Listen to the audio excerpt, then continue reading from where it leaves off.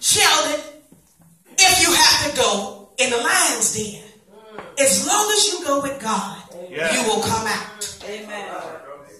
As long as you go with God, it's okay. You may have to go through a rough patch in your finances. As long as you go with God, you're going to come out. Amen. You may have to go through a rough patch in your marriage.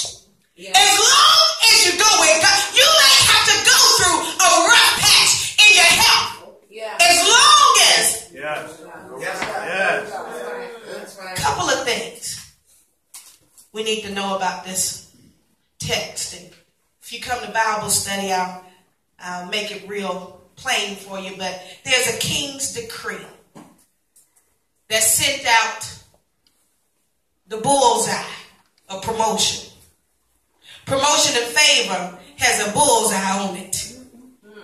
You need to know that, because the enemy is not necessarily after you. He's after your advancement of the kingdom.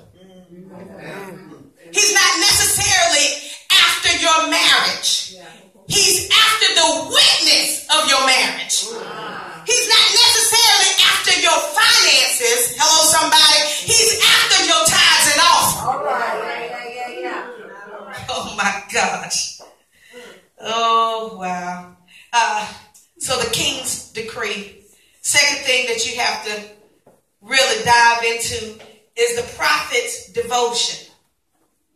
The prophet's devotion is simply what Daniel did.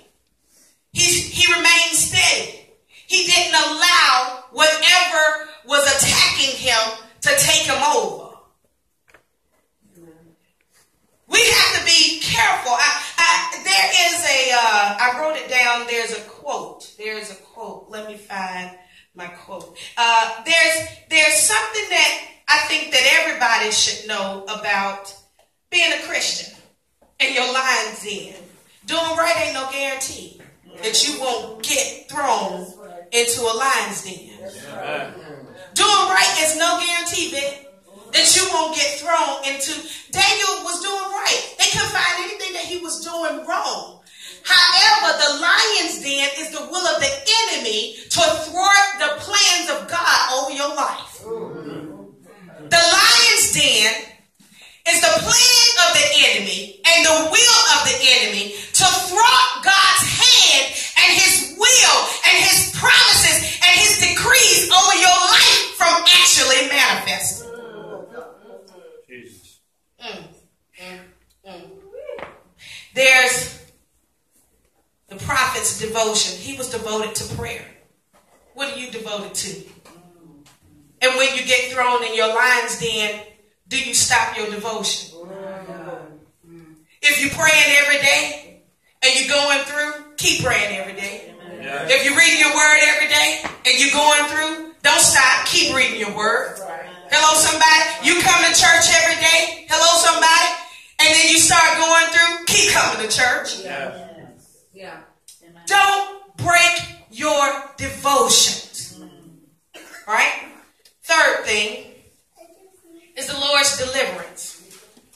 I'm just going to tell you like this.